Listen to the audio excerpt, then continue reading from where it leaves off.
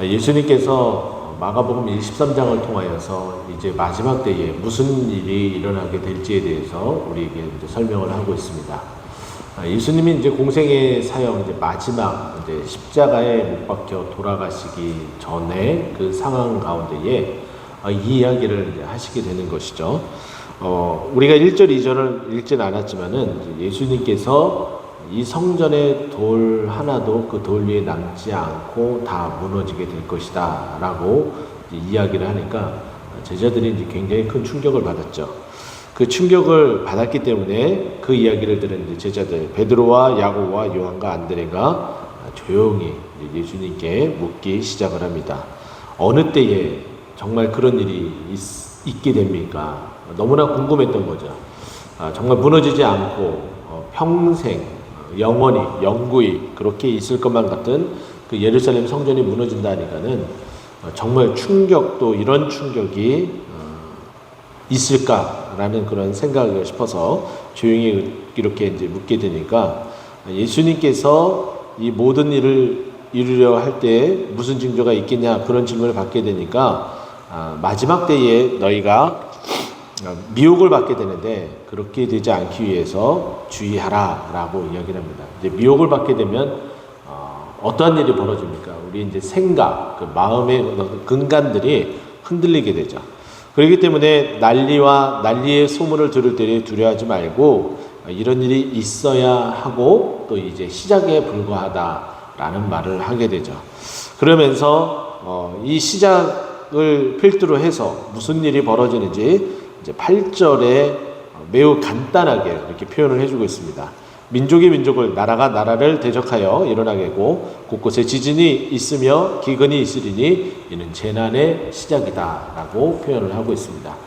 지금 현재 우리가 겪고 있는 이 시대의 모습하고 별반 다르지 않습니다. 잠깐 이제 역사 공부를 좀 하자면은 이렇죠. 1922년 12월 30날에 유럽에서는 아주 큰 소용돌이가 일어나기 시작을 합니다. 그것은 무엇이었냐면은 소비에트 연방이 하나의 체제를 이제 구축하게 되는 일이 이제 벌어지게 되죠. 그래서 우리는 그것을 어떻게 영어 명칭으로 보게 되면 USSR 해가지고 Union of Soviet Socialist Republic 해가지고 이 소비에트 연방이 이제 탄생하게 되는 거예요. 근데 이제 그것이 러시아의 그 알파벳으로 표현하면은 CCCP 뭐 이렇게 표현을 하죠. 그래서 이 연방 체제가 이제 들어서고 또 이제 미국이라는 나라가 이제 강대하게 이제 쓰면서 공산 진영과 자본주의 체제하고의 큰 산맥을 이루면서 대립되는 어떤 결과를 낳게 됩니다. 당연히 이제 연합된 어떤 체제가 이제 나오게 되니까 이거는 이제 마지막 때, 성경이 말하는 이제 마지막 때의 어떤 모습은 아니다라고 이제 여겨졌었죠. 자, 그런데 1991년 12월 31일 날, 우리가 너무나 잘 알고 있는 마지막 소비에트 연방, 소련, 구소련의 서기장이었었던 고르바초프, 약간 이제 대머리이시고, 그 대머리 머리에 소비에트 연방 지도가 이렇게 있는 것처럼 있는 고르바초프라는 이제 당 서기장이 있는데 그 서기장이 발트 3국에 있었던 그 문제들을 해결하면서 이 나라들이 여기 있는 이 발트 3국들이 이제 자유를 주장하고 자신이 이제 독립하겠다라는 것을 이제 인정해 주면서 결국은 이 소비에트 연방이 1991년 12월 31일 날 이제 해체가 됩니다. 그래서 나타난 나라들이 중앙아시아에 있는 나라들이에요. 우리가 알고 있는 우즈베키스탄, 키르기즈스탄, 타직스탄 해가지고 스탄 나라들이 그때 이렇게 분리 독립을 해서 나오게 됩니다. 그러니까 민족과 민족이 나눠지게 되는 그런 역사가 일어나게 됐던 것이죠. 자, 그 이후로 우리는 또 그런 나라가 이렇게 나눠지고 또 독립하는 어떤 그런 모습들을 이제 보는 것뿐만 아니라 지진이 여러 곳에서 일어나는 모습을 볼 수가 있습니다. 뭐 가깝게 일본에서 일어나는 것은 또 말할 것도 없거니와 또 며칠 전에 우리나라에서 또 지진이 일어났던 강진 쪽에서 뭐 일어났었다고 이제 여러분 이제 긴급 문자를 이제 받은 거로 알고 있는데 2004년 성탄절에 인도네시아 수마트라 섬 이제 바다 그 인근에서 9점이 넘는 리터 지진계로 9.0인가 뭐 또 그렇게 넘는 대형 지진이 일어나서 그로 말미암아 바다에서 일어난 그 지진으로 말미암아 쓰나미, 대형 쓰나미가 일어나서 정말 난리도 아니었었던 적이 있습니다. 정말 어떻게 이런 일이 일어날 수 있을까? 정말 사람들이 놀라고 또 놀랬었던 적이 있죠.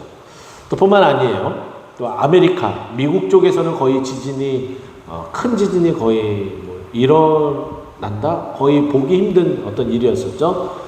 좀 이제 남아메리카 쪽은 뭐 이렇게 일어날 수 있지만은 북아메리카 쪽은 지진이 좀 덜 일어나는 부분이 생기는데 중앙아메리카 쪽에서 대형 지진이 한번 일어납니다.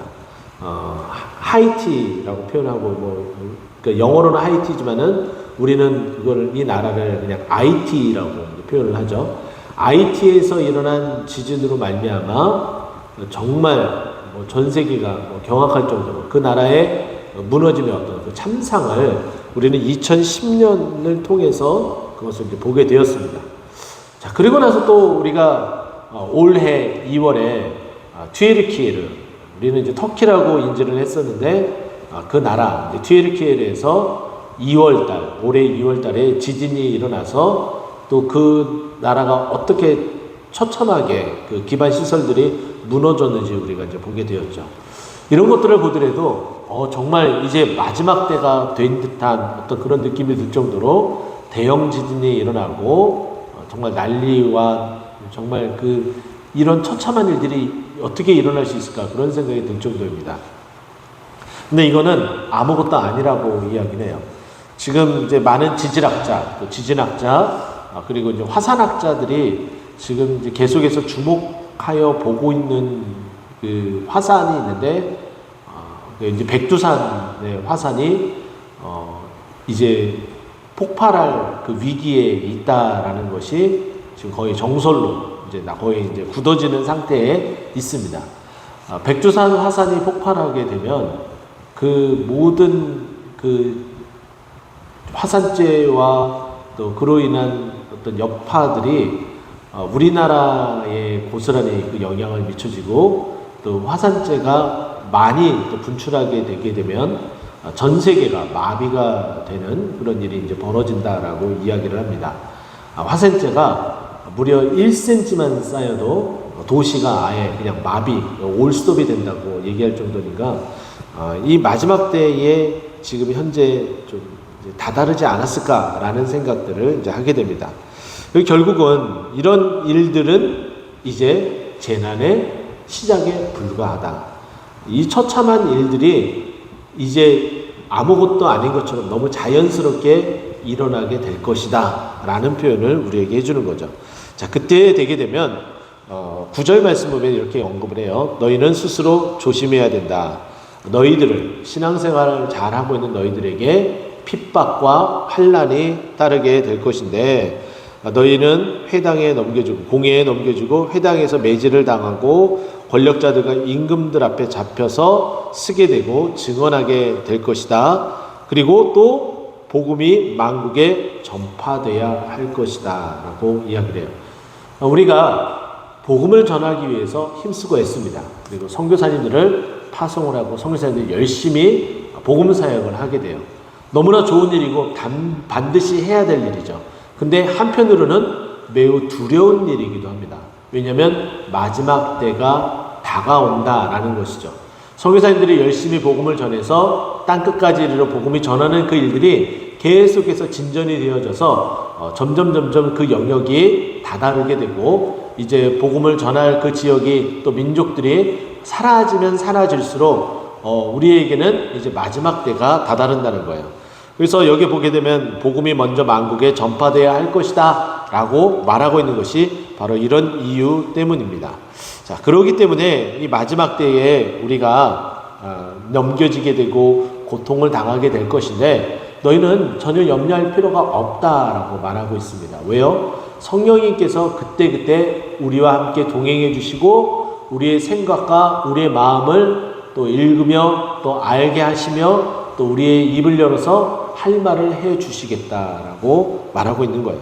그러면 우리의 신앙이 흔들리지 않겠죠? 우리의 신앙의 고백이 되어지겠죠? 그리고 예수 그리스도를 담대하게 전하는 일이 있겠죠? 우리의 신앙을 지킬 뿐만 아니라 더욱더 이 믿음이 확고하고 굳어지는 놀라운 그런 역사를 나타내 주시겠다라고 이야기를 합니다.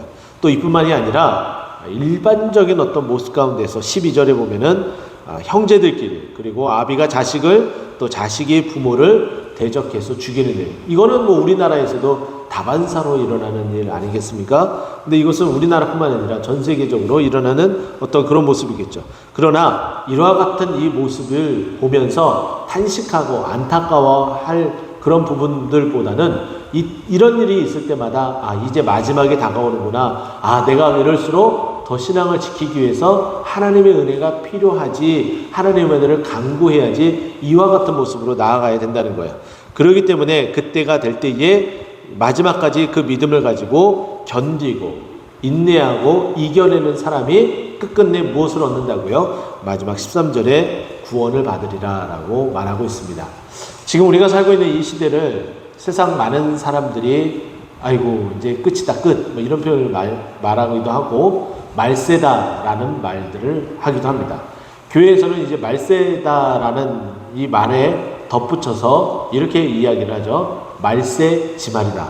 말세인데 그 말세라는 이 기간이 있을 거 아니에요. 근데 그 기간 가운데서도 마지막에 다다랐다. 말세 지말 이런 표현을 쓰고 있죠. 자, 이렇게 되면 우리는 결국은 마지막에 어떠한 위협으로부터 우리의 신앙의 근간에 흔들릴 수 있지만 그 흔들림 가운데서도 우리 주님께서 주신 그 은혜, 또 성령님이 내주하시는 그 은혜, 그 능력으로 마지막까지 견디고 또 그 믿음의 그 고백을 놓지 않음으로 말미암아 구원을 받게 된다라고 오늘 말씀은 이렇게 이야기합니다. 이 말씀처럼 하나님 마지막까지 이 믿음 붙들고 신앙생활 잘할 수 있도록 은혜 내려주시옵소서. 고백하고 오늘 하루도 승리하는 우리 모두가 되기를 간절히 축원드립니다. 기도하겠습니다.